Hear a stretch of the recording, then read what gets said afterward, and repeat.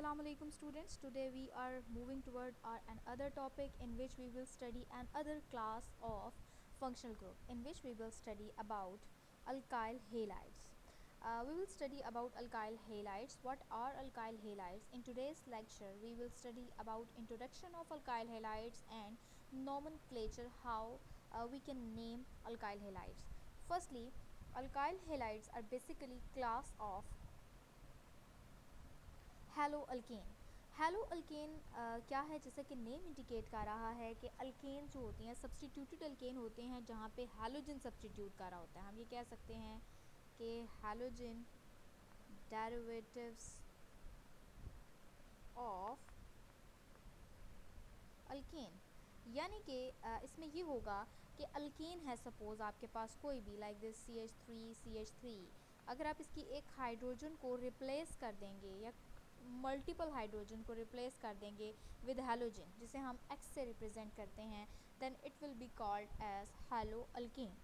Hello alkane on the basis of number of halogen, on the basis of number of halogen, यानी number of X की base पे हम halo alkanes को classify करते हैं and we classify it as mono halo alkane if only halo alkane are containing one halogen group, और one halogen group अगर present होता है तो हम इसे कहते हैं मोनो हैलो अल्केन, जिसके लिए हम दूसरी टर्म यूज़ करते हैं alkyl halide. mean alkyl halide is an alternative term for monohaloalkane. Next, second is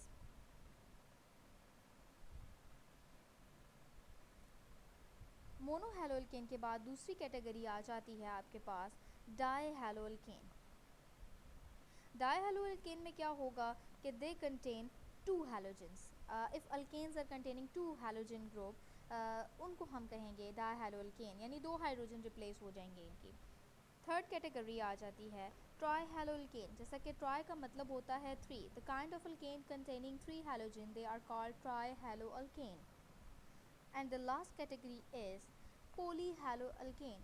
If it is difficult to count how many halogen are present in alkane, then they will called as polyhaloalkane. So this was classification of haloalkane depending upon the number of halogen.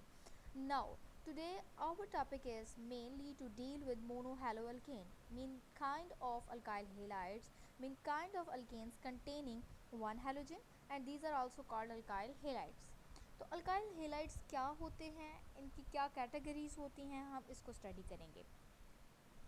तो सबसे पहले आ जाता है मोनोहैलोअल्केन्स। मोनोहैलोअल्केन्स का general formula होता है RX। ये जब हमने फंक्शनल ग्रुप को स्टडी किया था वहाँ पे भी हमने स्टडी किया था कि मोनोहैलोअल्केन्स बेसिकली RX इनका जनरल फार्मूला होता है। मैं थोड़ा सा इसको क्लियर करके लिख देती हूँ, R बॉन्डेड विद X। अब ये जो R ग्रुप है ये कुछ भी हो सकता है depending upon the type of alkyl halide. If R is methyl then it is methyl halide, if R is ethyl it is ethyl halide, and if R is propyl containing 3 carbon then it is called propyl halide. So depending upon the number of carbon atom, depending upon the type of parent alkane chain, we can classify mono हेलोअल्केन, जिनका मैंने already आपको बताया कि इसको हम secondly क्या कहते हैं, we call it as alkyl halide. अब जो अल्काइल हेलाइड होते हैं इनको फर्दर क्लासिफाई किया जाता है तीन कैटेगरीज में। First category is primary alkyl halide. Primary alkyl halide का क्या मतलब है?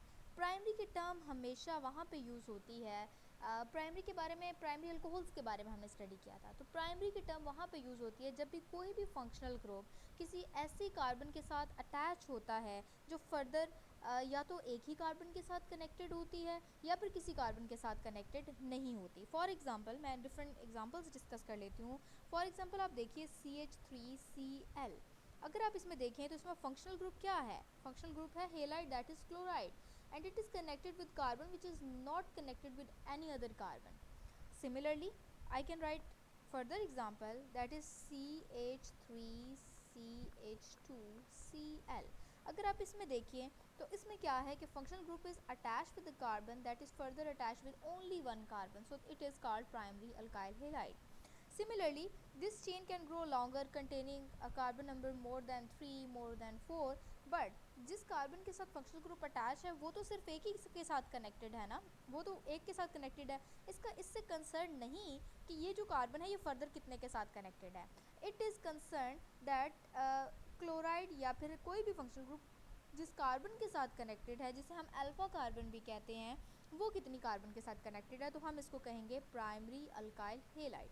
Second category is secondary alkyl halide. Secondary alkyl halide क्या होते हैं? Secondary alkyl halide are basically when carbon is connected, when halogen or functional group is connected with that carbon which is connected to two other carbon. For example like this, अगर आप ये देखिए, ये C है आपके पास और ये X मैं जनरल फार्मूला लिख रही हूँ फंक्शनल ग्रुप के लिए, तो mean functional group is connected with, ये फंक्शनल ग्रुप एक ऐसी कार्बन के साथ कनेक्टेड है जो फर्दर दो कार्बन के साथ कनेक्टेड है। मैं दो की जगह आर लिख रही हूँ, आर कार्बन भी आ सकता है, मीन आर कुछ भी हो सकता है, it can be 2 carbon containing, 3 carbon containing. लेकिन अगर आप इस पर गौर कीजिए तो डायरेक्टली ये कार्बन तो सिर्फ एक ही कार्बन के साथ कनेक्टेड होगी ना।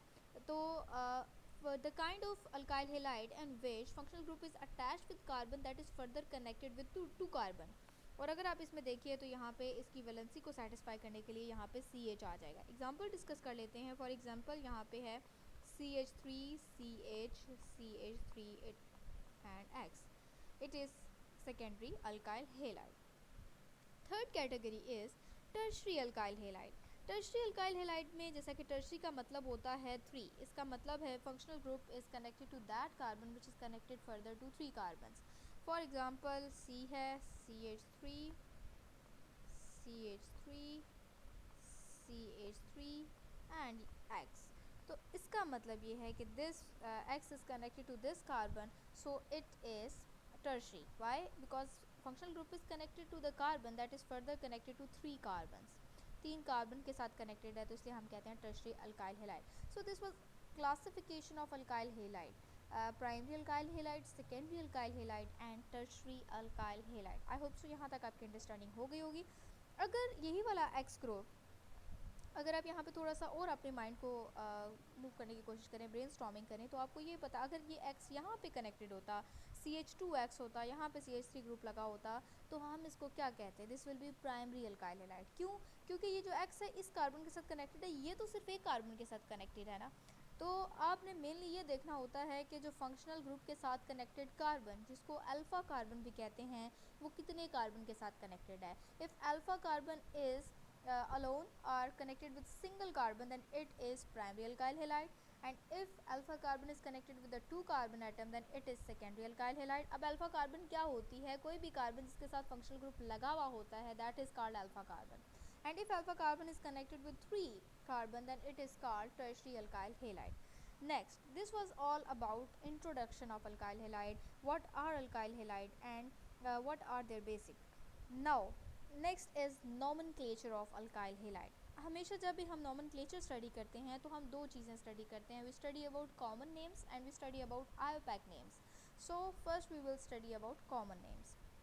कॉमन नेम्स में अगर हम देखें तो इनका जो नेम होता है डिपेंड करता है कि ये कौन सी चेन से डिराइव हुए हैं, यानी कि कौन से पेरेंट अल्केन से डिराइव हुए हैं। तो अगर आप कह रहे हैं कि ये मीथेन से डिराइव हुआ अल्काइल हेलाइड है, तो आप उसके लिए टर्म यूज़ कर लेंगे मिथाइल हेलाइड। ये कॉमन नेम्स की बात हो रही है। इसी तरह से अगर पेरेंट इथेन है तो उससे जो अल्काइल हेलाइड आएगा वो इथाइल हेलाइड होगा, यानी अगर हेलाइड कोई स्पेसिफिक है, क्लोराइड है, तो आप इथाइल क्लोराइड कहेंगे, अगर मिथाइल क्लोराइड है तो आप इथाइल क्लोराइड कहेंगे। इसी तरह अगर प्रोपेन पेरेंट है तो उसको हम क्या कहेंगे? Propyl halide. चलिए हम कुछ एग्जांपल्स ले लेते हैं जिससे हमारी बेटर अंडरस्टैंडिंग हो। फर्स्टली हमारे पास आ गया, तो अगर आप इसमें देखिए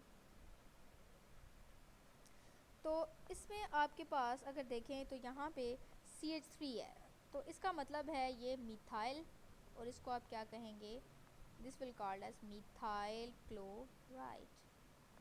Now move toward another। Here there are 2 carbons, when 2 carbon containing alkane it is called ethyl, so we will call it ethyl। कौन सा हमारे पास हेलाइड है? It's ethyl bromide। नेक्स्ट आता है अगर आप यहाँ पे देखिए तो यहाँ पे हमारे पास क्या है, अगर एक कार्बन दो के साथ कनेक्टेड होती है तो कॉमन नेम है, हम उसके लिए टर्म यूज़ करते हैं आइसो की। तो इसका क्या नाम है, इसका नाम आ जाएगा, यहाँ पे एक CH2 और आता था तो फिर आपकी ये ग्रुप सही बनना था। मैं इसकी जगह आपको ये लिख देती हूँ, मीन यहाँ पे एक मिस हो गया है, CH2 बॉन्डेड विद Br। तो ये क्या है, this is iso butyl bromide. तो ये थे कॉमन नेम के कौन से पेरेंट एटम से डिराइव हुआ हुआ है। इसके बाद हमारे पास आता है नॉमेनक्लेचर में आयोपैक नॉमेनक्लेचर। आयोपैक में हमेशा सर्टेन रूल्स हम डिफ़ाइन करते हैं और ये तकरीबन वैसे ही रूल्स होंगे जैसे कि आप ऑलरेडी स्टडी कर चुके हैं।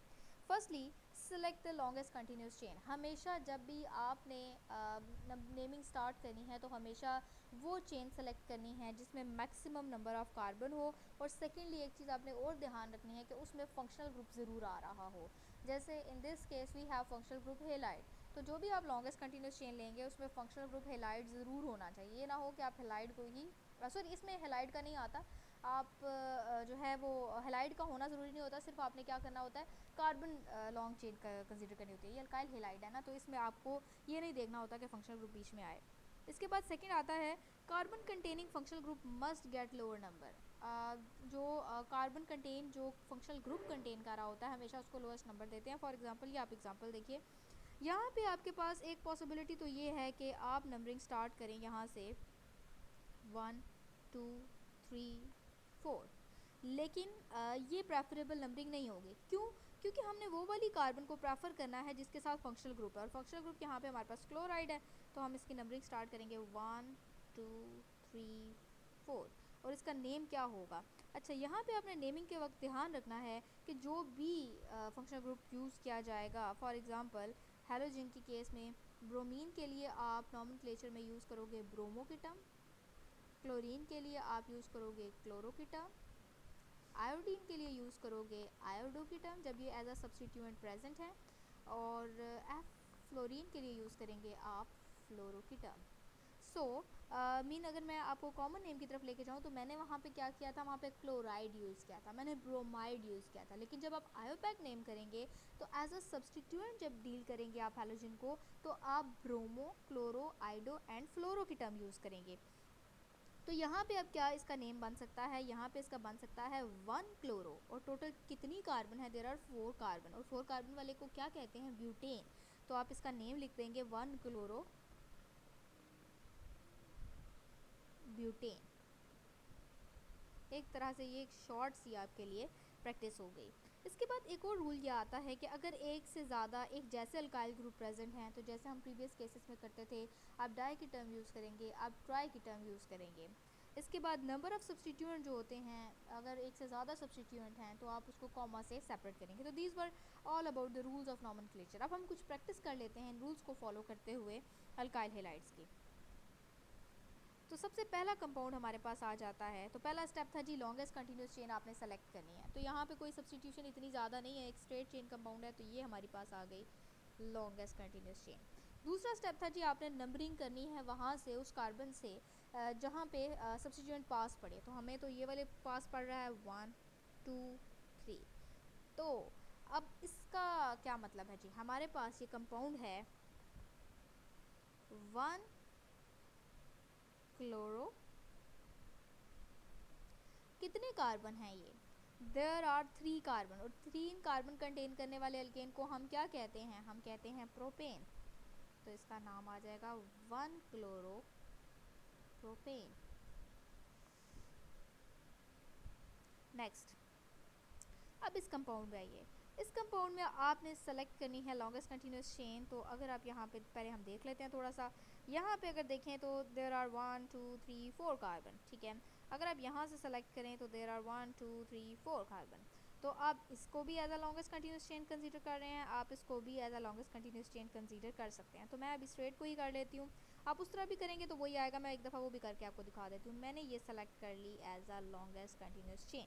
अब अगला स्टेप आता है नंबरिंग कहाँ से करनी है। नंबरिंग अगर आप यहाँ से स्टार्ट करें तो देखिए 1 2 3 4, यानी वो कार्बन जो फंक्शनल ग्रुप कंटेन कर रही है इसको 3 नंबर मिलेगा। और जब मैं यहाँ से नंबरिंग स्टार्ट करती हूँ 1 2 3 4, इसको 2 नंबर मिलेगा। तो प्रेफरेबल नंबरिंग वो होगी जिसमें carbon containing functional group get lowest number. तो यहाँ पे हम नंबरिंग कर लेते हैं इसकी 1 2 3 4। अब इसको देखिए, तो सबसे पहले हम लिखेंगे इसमें कौन कौन से सब्स्टिट्यूएंट मौजूद हैं। एक तो आप देखिए तो सब्स्टिट्यूएंट हमारे पास मौजूद है, ब्रोमाइड मौजूद है, और दूसरा जो सब्स्टिट्यूएंट मौजूद है दैट इज़ मिथाइल। ये सब्स्टिट्यूएंट है और ये सब्स्टिट्यूएंट है। तो हम नंबरिंग करते जाएंगे और लिखते जाएंगे। ये आ जाएगा 2 ब्रोमो, और इथाइल किस पोजीशन पे है, 3 पोजीशन पे है, 3 इथाइल।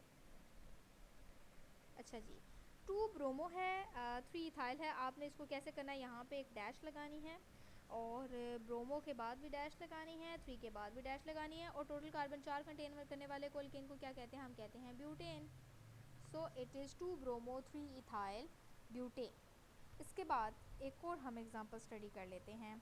अच्छा, यहाँ पे मैं आपको एक let me clear you one point more that if अगर आप ये वाली लॉन्गेस्ट कंटिन्यूस चेन लेते तो तब भी इस मिथाइल को 3 ही नंबर मिलना था, तो कोई फ़र्क नहीं पड़ता। इसके बाद हम मूव करते हैं नेक्स्ट एग्जांपल की तरफ। दिस इज़ सबसे पहला step, select the longest continuous chain, then start numbering.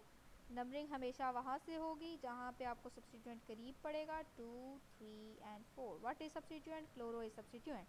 कौन सी पोजीशन है इसकी, 2, तो आप लिखेंगे 2 chloro.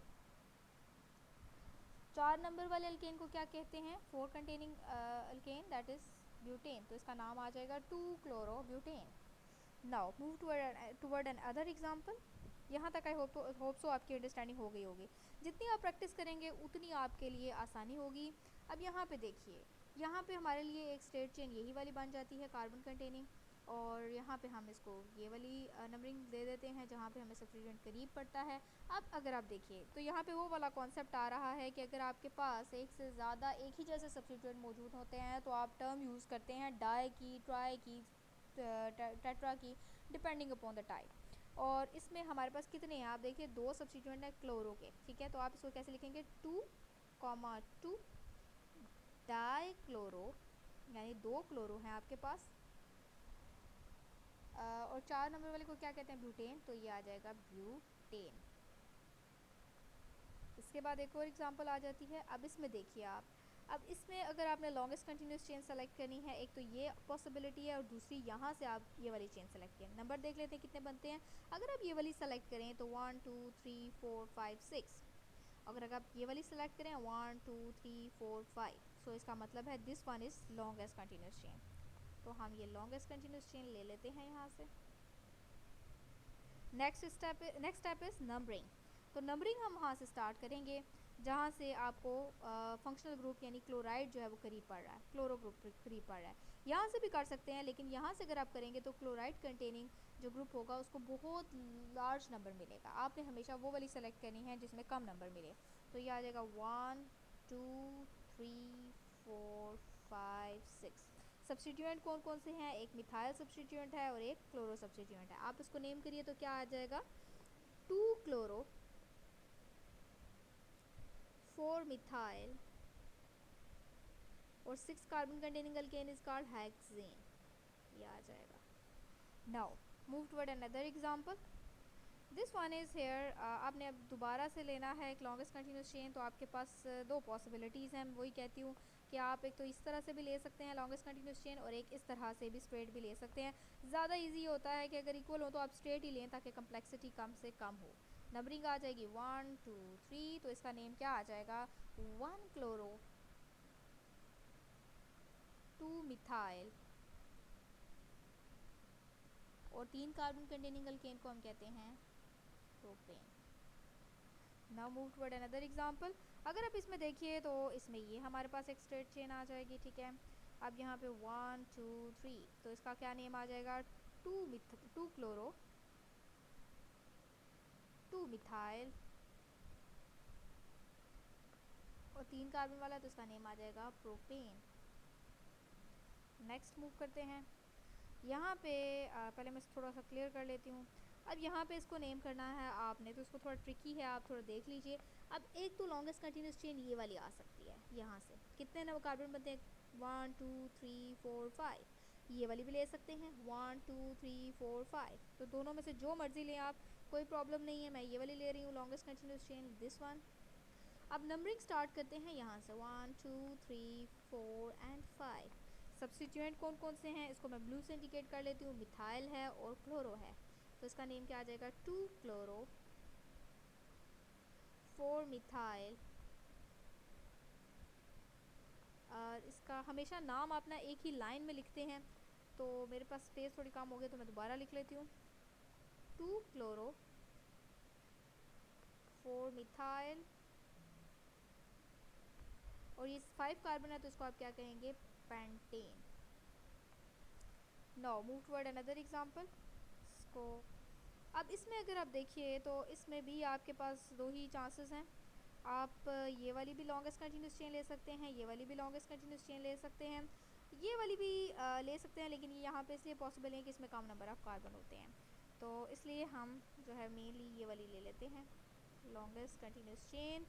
Now we will number it 1 2 3 4 5। Now we will mark substituent, bromide है, ब्रोमो है, ये मिथाइल है, ये वाला मिथाइल भी है। चलिए जी, अब हम इसका नेम लिख लेते हैं। नेम अगर आप देखें तो इसका नेम आ जाएगा 2 ब्रोमो